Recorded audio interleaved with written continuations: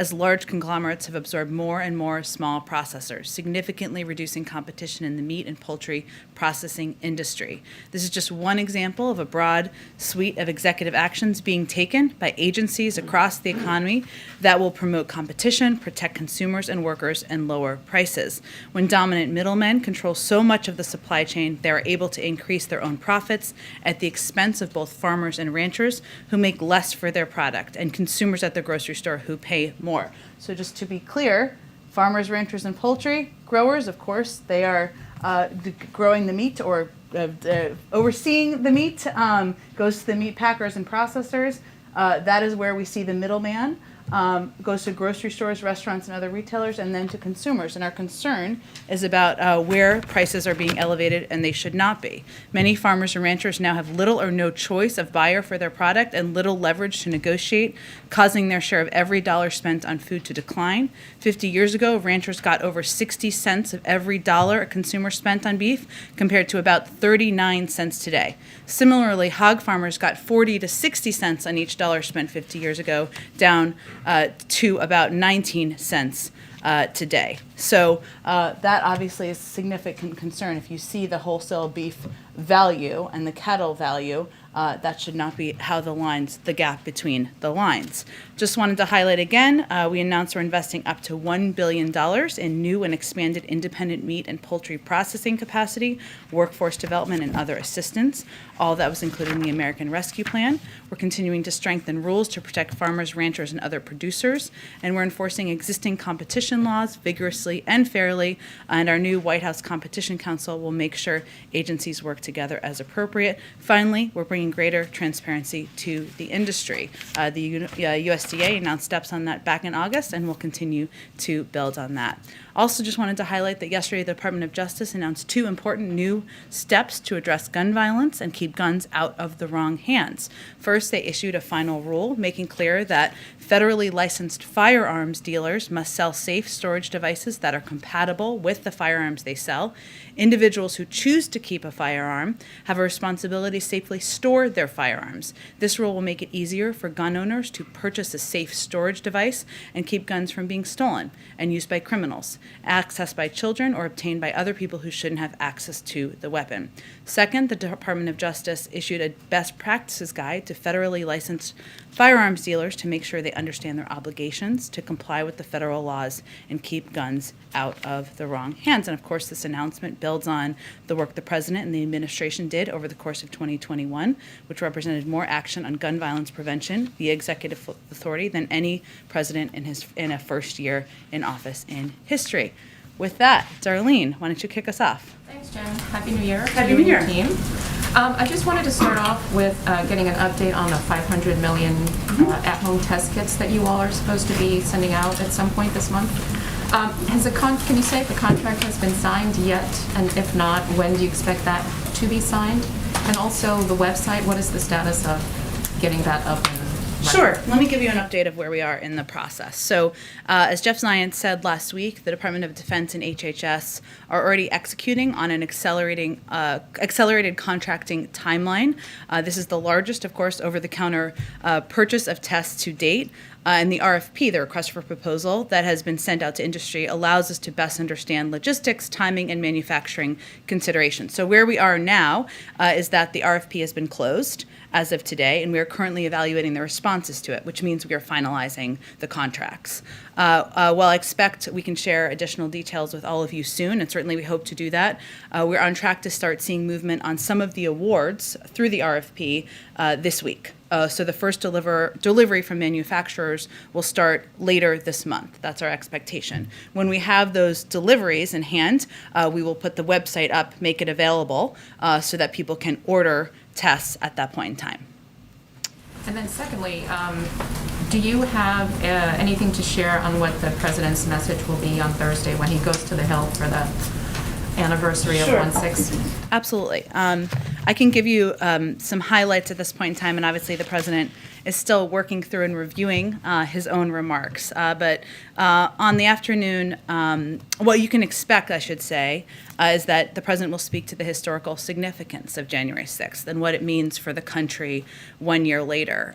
As a reminder, on the afternoon of January 6th, the president called what was happening at the Capitol then an unprecedented assault on our democracy and an attempt to subvert our Constitution and interfere with the peaceful transfer of power. So on Thursday, the president is going to speak to the truth of what happened, not the lies that some have spread since, and the peril it has posed to the rule of law and our system of democratic governance. He will also mark that day, commemorate the heroes of January 6th, especially the brave men and women of law enforcement who fought to uphold the Constitution and protect the Capitol and the lives of the people who were there. Because of their efforts, our democracy withstood an attack from a mob, and the will of the more than 150 million people who voted in the presidential election was ultimately registered by Congress.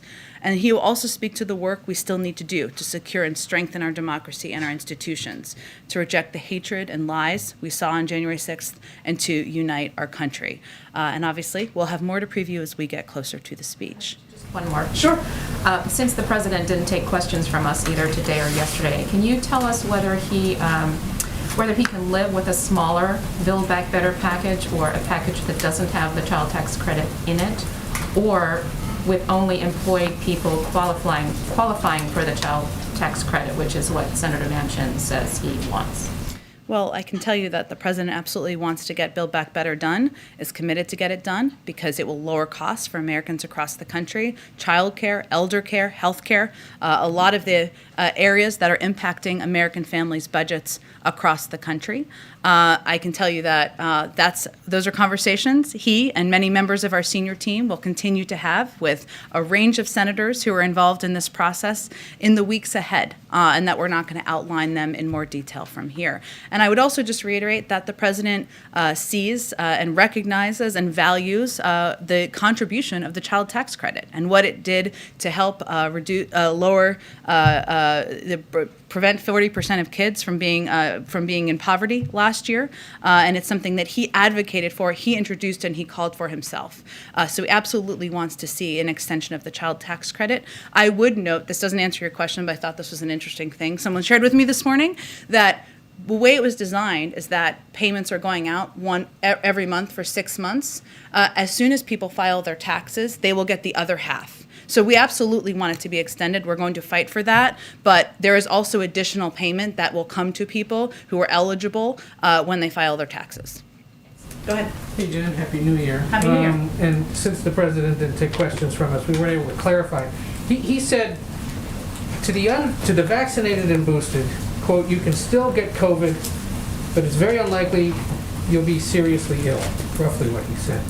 Have we reached a point in the pandemic now where he's basically saying to Americans, accept the fact you may get the virus, but if you're vaccinated, it won't be that bad? What he's saying to Americans is, we know there are going to be breakthrough cases. We've had them at the White House. We are seeing them across the country, and certainly elevated rates of cases in certain communities across the country, including in Washington, D.C. But the step that's most important that people can take to reduce the potential for hospitalization and death is to get vaccinated, get boosted. He's not telling anyone to accept anything. He's just conveying to people what they can do to protect themselves. He's also said very clearly, and I think he's illustrated that in this and what he said publicly, as have our doctors, that we're going to be direct and straightforward with the American people. We know cases are going up. But we also know that if people are boosted, it is going to significantly reduce their potential to be hospitalized and certainly prevent to die. And that is what we're conveying to the public. Okay, so let's be straight here for a second. Cases are rising across the country. Tests are hard to come by in many places, or there's long lines for them. Schools are closing again or having to go virtual, and that's not just because of the weather in some parts of the country, but because of the pandemic. There is a sense among many that the country has lost control of the virus.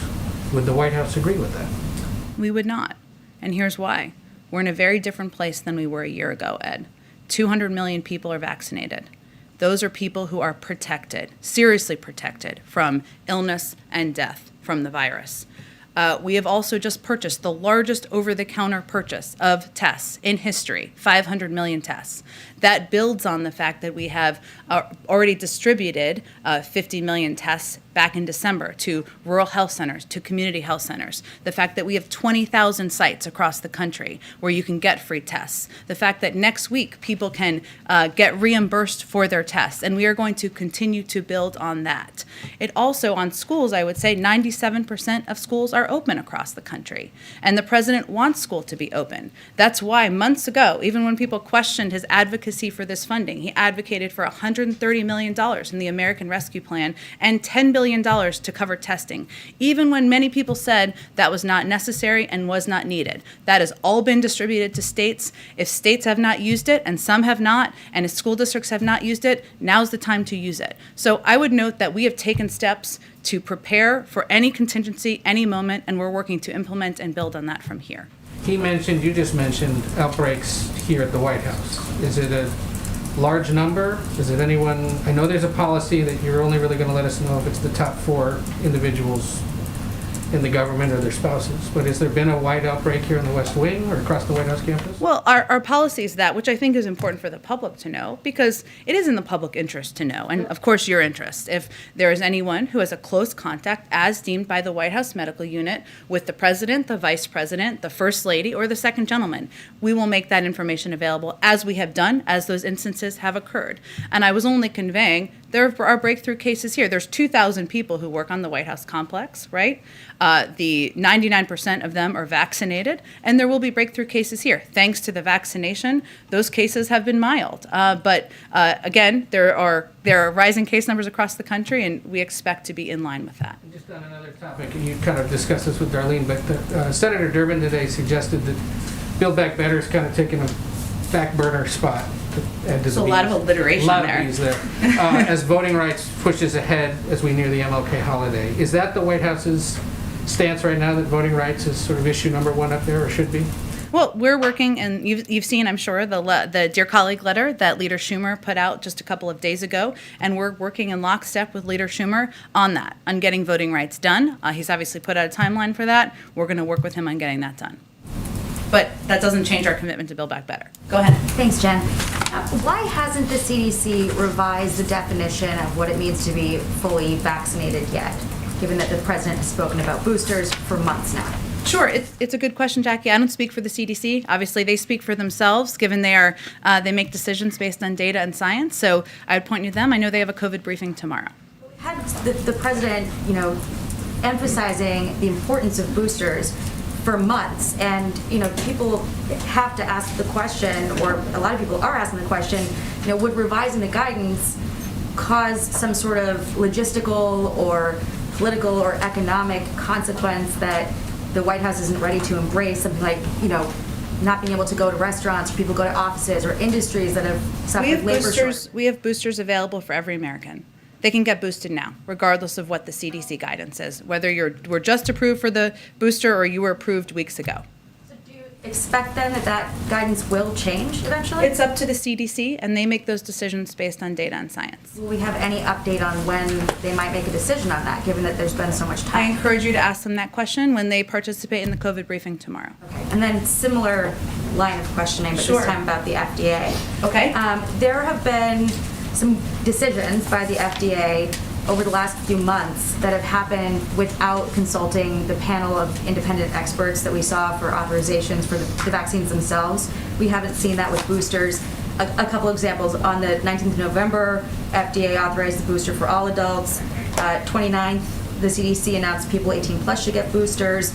December 9th, the FDA authorized boosters for 16 and 17-year-olds, and just yesterday, the FDA amended the emergency use authorization for the Pfizer booster for kids ages 12 to 15.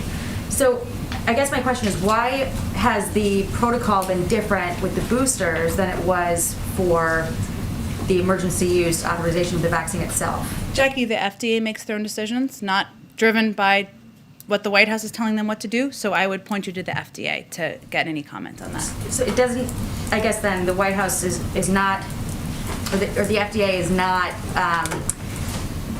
getting rid of its independent panel of experts by any White House guidance. Absolutely not. And again, I think they would confirm that themselves. And I think what's important to step back here is recognize we're still in the middle of a pandemic. There are still far too many people who are not vaccinated. There are still kids who are at risk because there are not enough people, adults, vaccinated. And I think what we're all collectively trying to do here is protect more people and save more lives, whether you work here or at the CDC or the FDA. Is the president then okay with the FDA making these authorizations without calling their panel of experts? Again, I would point you to the FDA and they can speak to their decision-making process. Okay, and then real quick on the Florida Surgeon General and testing, what's your reaction to his comments that the U.S. needs to unwind its testing psychology where people are planning their lives around testing? Is that sound medical advice in the White House view? I would really point to our own health and medical experts on when tests should be administered and utilized, and our focus on making them more available, accessible, and free to the public. Oh, good. Real quick, is there any reason why the CDC did not include a testing component when it revised its guidance for isolation? Given that there is such a scarcity of tests, there's been some criticism that, the CDC couldn't tell people they should get tested when they emerge from isolation, because then people try to get tests and they're not available and it might blow back onto the administration. Again, the CDC makes these decisions. I expect they'll have an updated guidance if it hasn't already gone out. Go ahead. Thank you. I'm sorry, Caitlin, come back to you. Can you give us an update on the president's selection? You'll be shocked to hear me ask this. The Fed. Fed, yes, and in particular, whether he's made the decisions. Is it a question of the announcement not having been done, but the decisions are made? I don't have anything more for you at this moment. I expect we will have more soon, and I will let the president speak to his decision and whom he will select. My colleague Katya Dmitrieva and Jennifer Jacobs are Sure. reporting that economist Philip Jefferson is likely to be nominated for one of the seats, and he would be just the fourth black man to hold a position on the central bank's board in its history. Can you comment on Mr. Jefferson's candidacy, or what role equity will be playing in the president's determinations for all these seats? Sure. I can't speak to an individual name. I can say that it has been a priority for the president to ensure that that equity and making sure there are diverse choices and diverse leaders representing different roles in the Federal Reserve, just as has been a priority for him in other points in parts of his government, is an important part of his decision-making process. If we just go back to the testing issue, Sure. do you have a sense of how long the $500 million will be spread out in terms of timeline? They'll start in January, and Yeah. when will all 500 be available? I don't have an update on that at this point in time. Certainly understand the question. I expect as we finalize the contracts, which we're in the process of doing, we'll have more information on that. But again, we expect the first shipment from manufacturers to come soon. And on testing, some of the biggest retailers, Walmart and Kroger, have raised the price of Abbott's Binax Now test. They've been selling it at cost because the deal with the White House had expired. They've now about $19-20, and they were at about $14 per box of 2 tests. I'm wondering whether there are any talks ongoing with retailers to bring that price back down to an at-cost level, or whether you're confident the increasing supply of tests will more or less work itself out in the market. Well, I can't give you an update on any conversations. I can tell you that our objective is, of course, to increase and scale up access to free tests. Hence, next week, people who have health insurance, 150 million Americans, will be able to get those tests or get reimbursed for those tests, hence sending 500 million tests for free out to Americans, 20,000 free testing sites, 50 million tests that we've already given out. So that is our focus from the federal government. Obviously, we want a competitive market out there that will lower the cost of tests over the course of time as well. Sorry, one more. The president's announcement today on the therapeutics, the ordering of more Yeah. Pfizer courses. Has he ruled out ordering more of Merck's pill, which is easier, quicker to make, but had less effective results in it? He hasn't ruled anything out. I would say this is just as you've seen with any of our steps on COVID, whether it's the antivirals or other steps that have been approved out there in the market, the monoclonal antibodies. We're going to continue to build on the orders we have done to date. So this is just the recent step to expand what we have in our medicine cabinet. Thank you. Go ahead. Thanks so much, Jen. With the CDC expected to update its guidance on isolating today, and the confusion that the agency generated over that guidance last week on what you should and should not do after you've tested positive, I'm wondering if the president himself thinks that the CDC has been clear on that. Well, What I can tell you, Caitlin, is that CDC is offering its updated guidance in real time of a fast-moving and changing pandemic environment. And we've seen them change guidance and update guidance on other occasions. They made this recommendation last week based on science. The vast majority of transmission infectiousness occurs in the first 5 days after diagnosis with COVID-19, somewhere in the range of 85 to 90%. If people are asymptomatic, 5 days of strict mask wearing will prevent future transmission. Obviously, they are expected to update that today. I'm not sure if any information has gone out on that at this point in time, so I won't speak to that ahead of them. But they are just continuing to assess every day, every week, what information they can update on based on the science. And sometimes that means changing recommendations, that means adding to recommendations, but that's what happens when you lead with the data and the science and not lead with a clear communications plan. Well, last week, Director Walensky did say that it wasn't just the science, it was also what people could tolerate. And I don't really think that much has changed in the last week. So I just am wondering if the White House thinks that the CDC is doing its best to offer the clearest guidance possible to people, because it seems like they're generating a lot of confusion when they do offer guidance. Well, our objective is to provide clarity and help provide clarity on their decisions whenever we can. And so that's why I just listed out why they made the recommendation based on the science on the 5 days, the change to 5 days from 10 days. On testing and the rule that's going to go into effect next week, where private insurers will reimburse people for the test that they're buying at home, you still have to file a claim for each test. Is that correct? That's a good question. I don't have the details of exactly how it would work. I would assume some version of filing a claim or filing paperwork, but I can get you more specifics on it. Has the administration done the math and added up the cost of what it would be to just make these at-home tests either $1, like some other countries have done, or free for everyone? Well, we've looked at a range of options. I would say that they're free for everyone, they're actually, a lot of countries have done what we're about to do, right? Which is for people who want tests, and they can request them online and get them for free. I don't know of countries, maybe there are some, that have sent them to every person living in their country. This is about making them free and accessible to the people who want them. And we want to do that, and there are some countries who have done that, some who have had to stop doing that because they haven't had enough access to tests to continue programs like that. Right. Well, we're still waiting on the details for that. I do want to switch subjects just for one more question. Why has the president not nominated an ambassador to Ukraine yet? And does he plan to do so soon?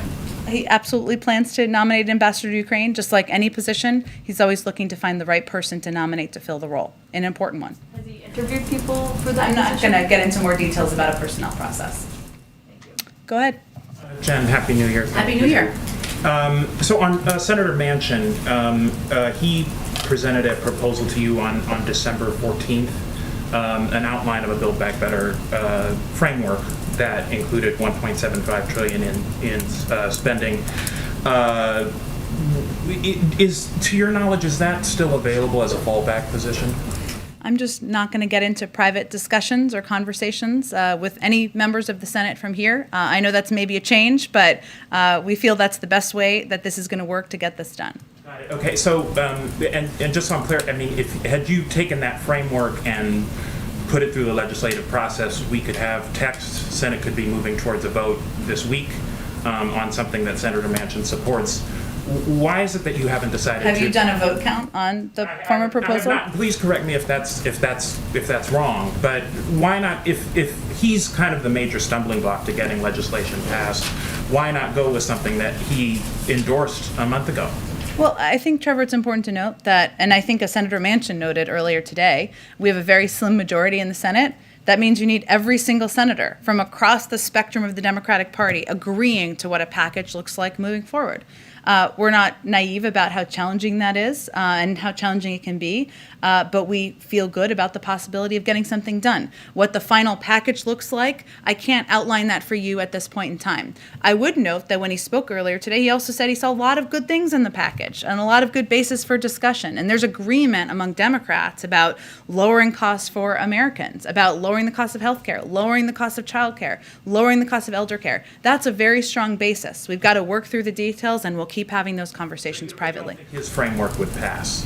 Again, I'm not going to give you a vote count or whip count from here, but I think it's important to note that you need 50 votes you need every single Democrat to support a package in order for it to move forward, even through reconciliation. Is there any plan to re-engage with him at any point on this? We're going to keep those engagements and conversations private. Okay, then another topic. Back in the summertime, when OPEC said that it was going to boost production of crude oil by 400,000 barrels per day, Sullivan said it's simply not enough during a critical moment in the global recovery.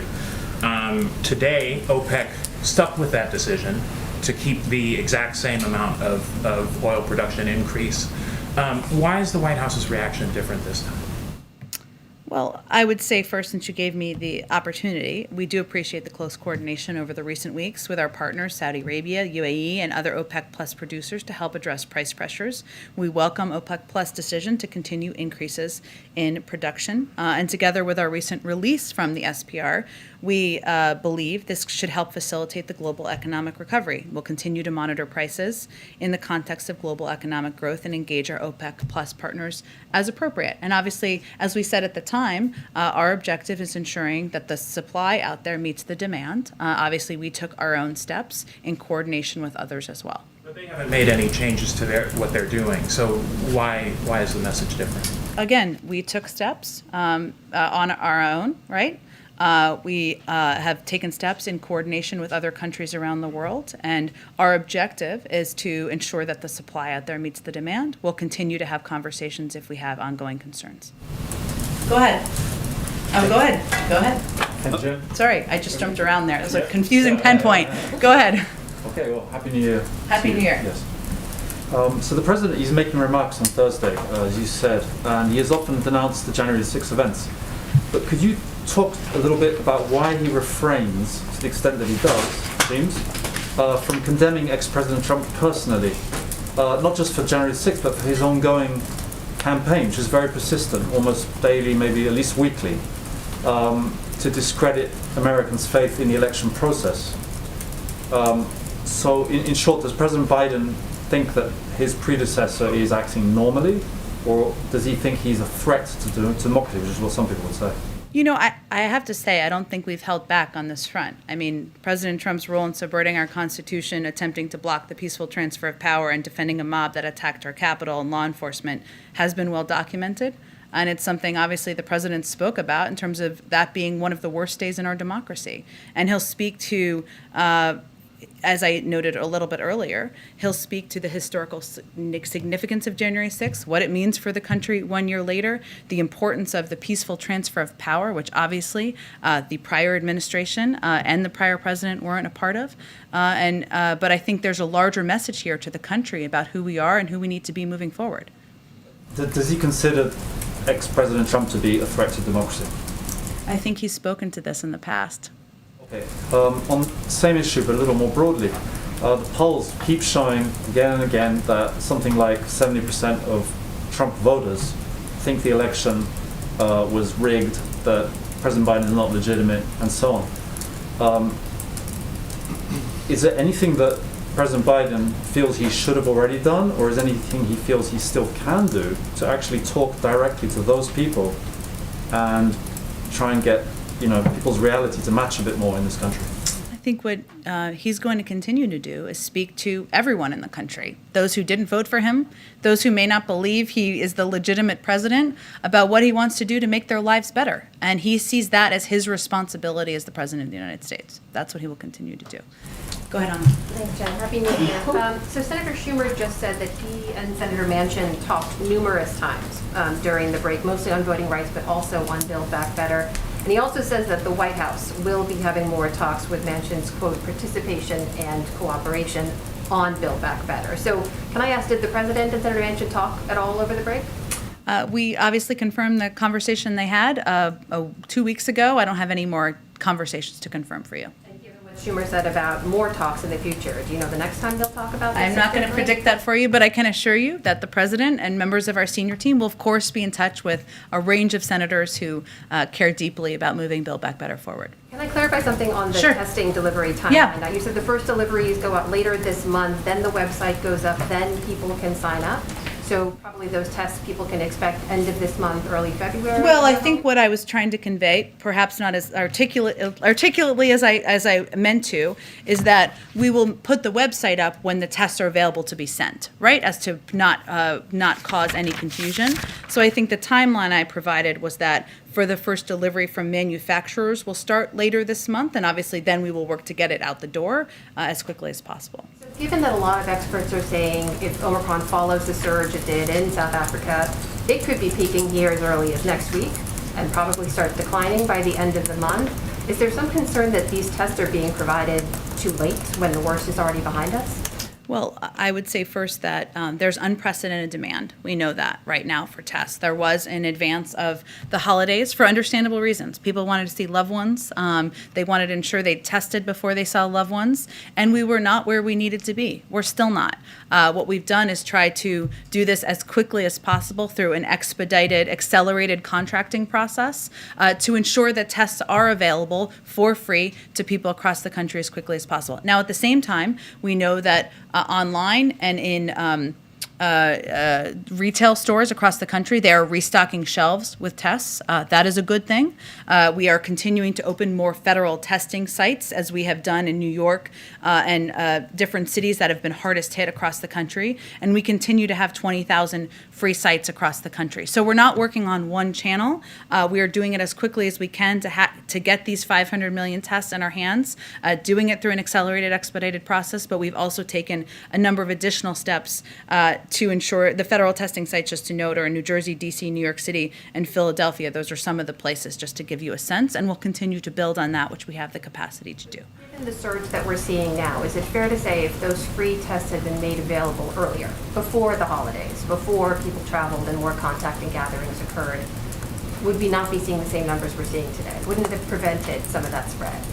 I don't know that we can make a prediction of that. It's a good question to ask the doctors. Look, I would say, though, and again, reiterate, as the president said before Christmas, we were not where we needed to be. What he did do is he quadrupled our testing capacity from the summer to December. He made 50 million tests available at rural health centers and community health centers in December to expand that access. We opened these federal testing sites in December. So these were steps we took to, as quickly as possible, expedite our capacity, even in December, as the unprecedented demand was rising, and doing everything we could at an accelerated pace. Of course, we would have liked to have more in our hands earlier. Can I Go ahead. follow up with Oh, go ahead. Just child tax credit question. We know those aren't going to hit families' accounts this month, right? Yeah. Even though there's relief down the line. But for families who were relying on it month to month, is there any talk of executive action or anything from the White House to provide more relief for that? We are always looking at how we can help provide relief to American families and the American people. If Build Back Better were to pass in February, there is an option of doing retroactive checks. But I would note that our objective is to get this passed. The president wants to see the child tax credit extended. Go ahead. Follow up on testing then, if it's going to take that long. I should say in January to do February, if that makes sense. Yeah, go ahead. Along those same lines. Okay. For people who see those long testing lines, you Yeah. have more sites, but it's cold out. People don't want to wait in that. You swing by CVS, there are no tests. While waiting for all this expanded capacity, what is your advice to people who may be going back to college and want to take a test, or they want to go see their grandparents, or whatever it might be? If their workplace says, we want you to take a self-test before you walk in, what can people do in the meantime until that capacity does get built up? Well, it depends on the person, so it's a hard question to answer, but I would say that there are still many doctor's offices that are administering tests. If somebody has health insurance, that's something that you can go do. Everyone does not have health insurance. There are community health centers, rural health centers. You can go look online and see if there is one near you and go to that. We have just opened a number of federal testing sites in New Jersey, DC, New York City, and Philadelphia. We will continue to expand those big federal testing sites, and we have 20,000 free sites across the country. Different community communities and states are taking different steps. Some libraries are providing tests. Some community buildings are providing tests. It really depends community to community. If tests are required, there's a number of steps that people can take, and we're working to expand that as quickly as possible. Lastly, you had mentioned rising cases. The president mentioned rising cases a little while ago. Every doctor has said that. We've also heard from Dr. Fauci and other doctors saying that's not the number to look at. We know they're going to go up, but maybe hospitalizations is a better case. Yeah, that's an important point. What's the president's barometer? Is there one number that he kind of gauges to get an idea of where the country is right now? Well, what I was trying to say in response to Ed's question, again, maybe not as articulately as I'd like, is as Dr. Fauci said, one of the areas that we are concerned about and focused on is hospital capacity, and that how that is impacting medical professionals and the capacity for hospitals to take people in. So we look at a range of metrics, but we certainly look at that as we see rising cases. It is fortunate in many areas that the vast majority, if not all, of the people who are going to hospitals are unvaccinated. Not in every community; it depends community to community.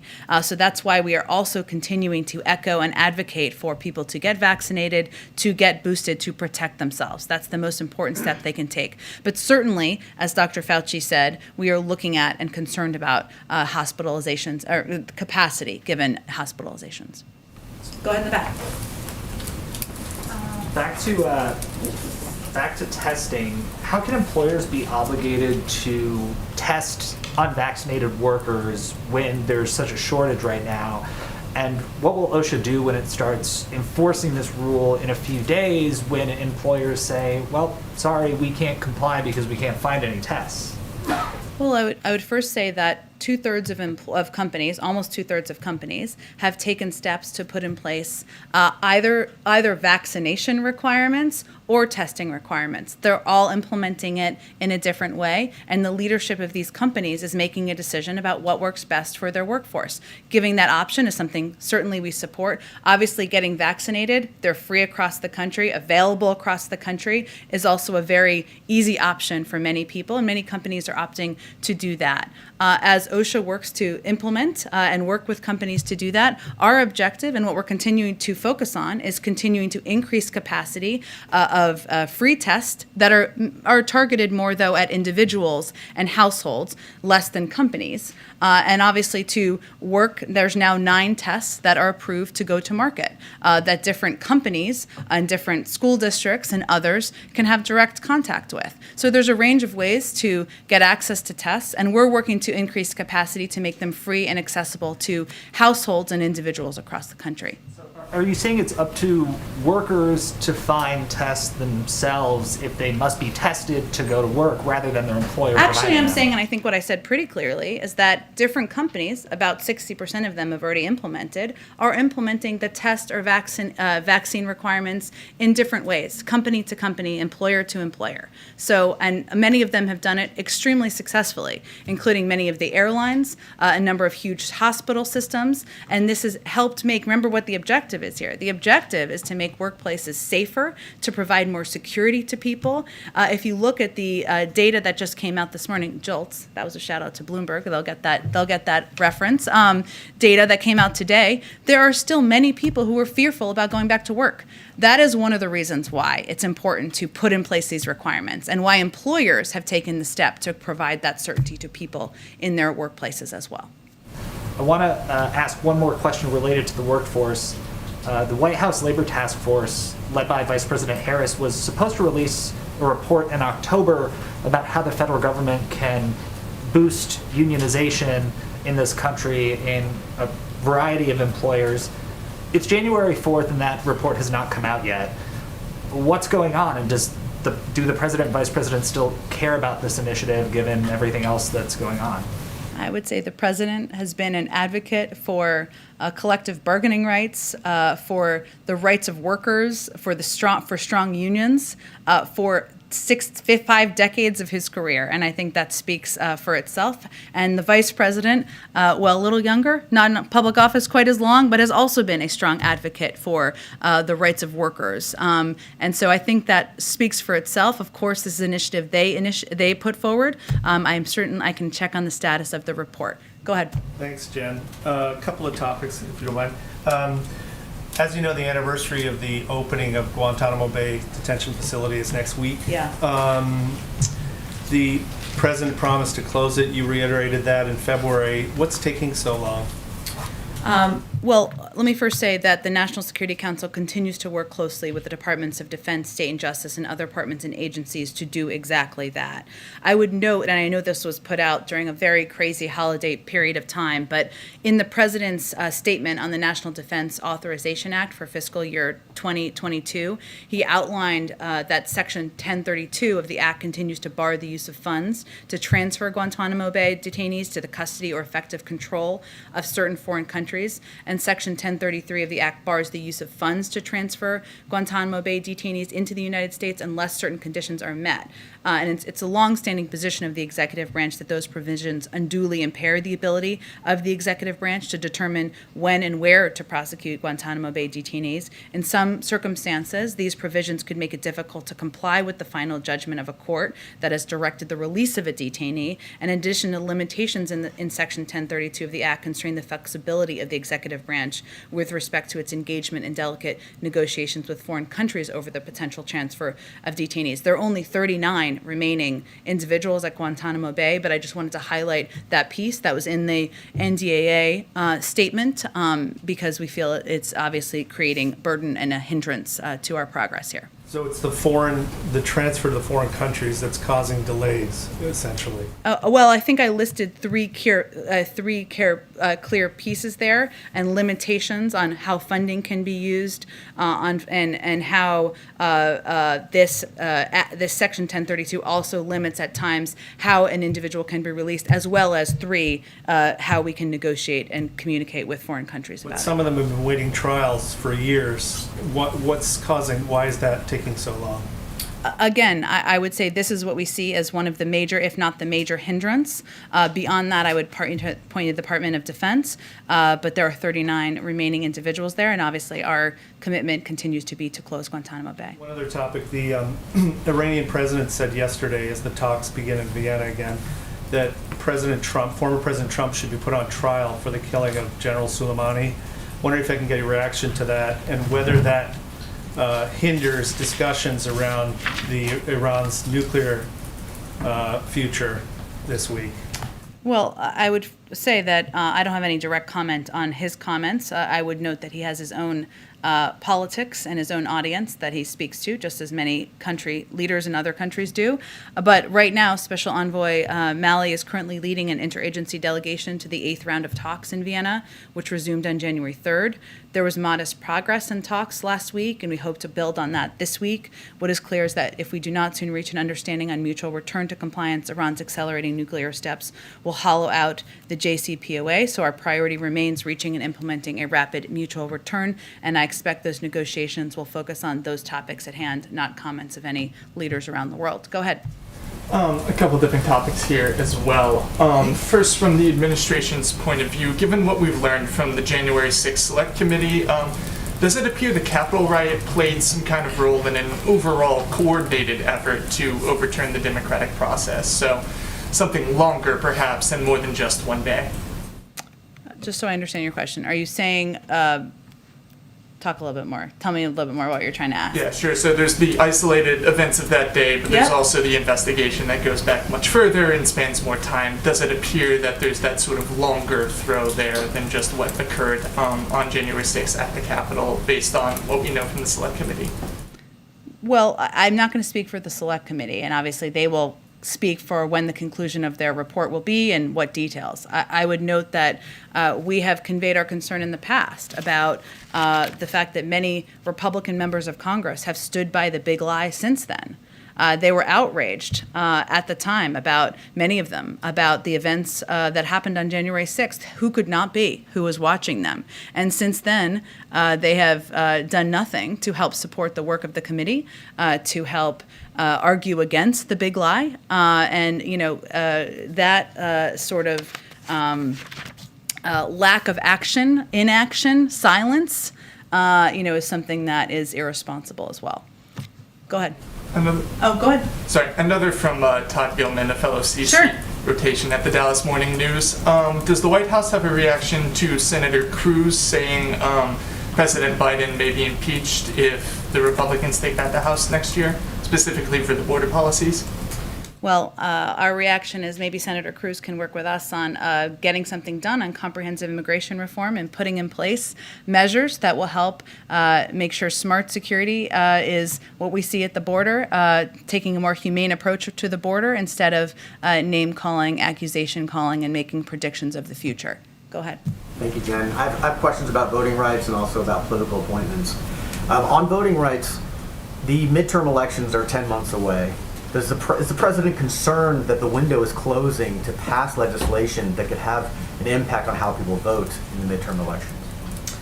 I'm not going to make a prediction of that. What I will say and what the president will talk about in his speech on Thursday is also that, people came out, the American public came out in record numbers last November and participated in our democracy. And we shouldn't underestimate the role of the movement and grassroots movement of the public to have their voices heard. But he absolutely feels that getting voting rights done is fundamental, it's essential. He is going to work in close lockstep with Leader Schumer and others in Congress to get this done. But I'm not going to make a prediction at this point on the timeline. It's obviously a first priority for them in the Senate. Is it a first priority for the president? Yes, he's working with Leader Schumer on it. In December, he said at South Carolina State University, we're going to keep up the fight until we get it done.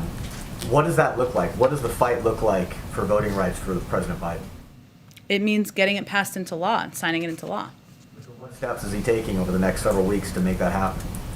Well, I would first say that the president has, you can expect to hear more from him soon, and I'm not going to get too far ahead of that, but the president has taken a range of steps within his own authority on voting rights, whether it is signing a historic executive order early in his presidency, supporting the efforts of the Department of Justice to increase funding for the protection of people's fundamental rights across the country, and he also spoke to his commitment or openness to making changes to the process to protect people's constitutional rights, should that be the point we get to. This is obviously going to be front and center on the Senate's agenda when they return, and he's looking forward to being a part of that. On political appointments, the president right now has had 266 political appointments confirmed by the Senate. That is roughly on par where President Trump was in his administration at this time. It's about 100 less than where Presidents Obama and Presidents Bush were at this time in their first years in office. Is that lower number of political appointments impacting how President Biden can govern and implement his policies within the executive branch? Well, so just for the specific numbers, and you gave a number of these, but we ended 2021, I should say, with more than 300 of President Biden's nominees for Senate confirmed positions pending confirmation by the Senate. Approximately half were on the executive calendar and awaiting a floor vote, just to give you all a sense. Meaning, they could have moved forward. More of these could have moved forward. Many of our nominees have received overwhelming support and majorities from Democrats and Republicans, and the process for most of the time in the Senate was wound up in lengthy debates when really there could have been unanimous consent votes and moved a member of them forward. So the president's view is, of course, having the people that he has nominated, selected, highly qualified individuals, leading departments, running different parts of agencies, small, large agencies that impact people's lives across the country, is important and imperative to getting his agenda done and moving things forward. Obviously, there are career employees who are ensuring effectively that agencies are running, but of course, he wants to have his team in place, his people leading these agencies to continue to move his agenda forward. Does he want the Senate and Senate leadership to spend more floor time on pushing nominations through?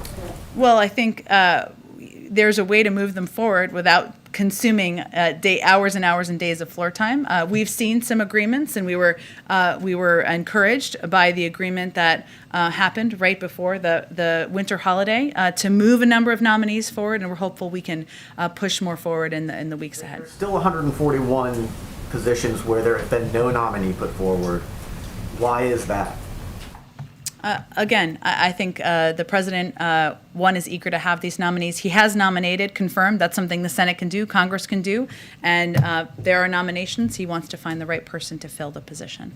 Go ahead, last one. Thank you, Jen, and Happy New Year. Happy New Year. I have two questions, one for a colleague who couldn't be here. Okay. My first one is Tesla opened an electric car showroom last week in Xinjiang, just days after President Biden signed the Uyghur Forced Labor Prevention Act into law.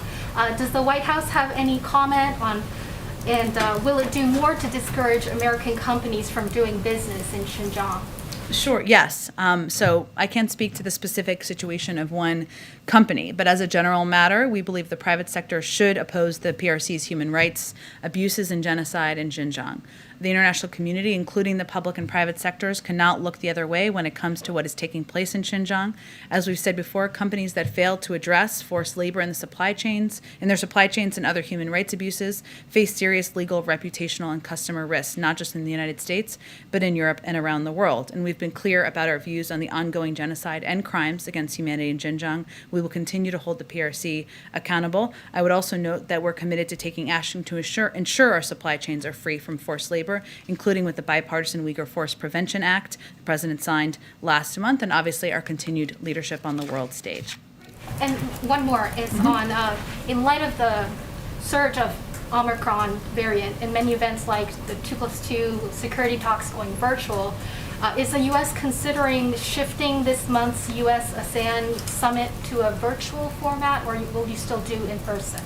I don't have any changes to the format to preview at this point in time, but we'll check and we'll keep you all updated. Thanks so much, everyone.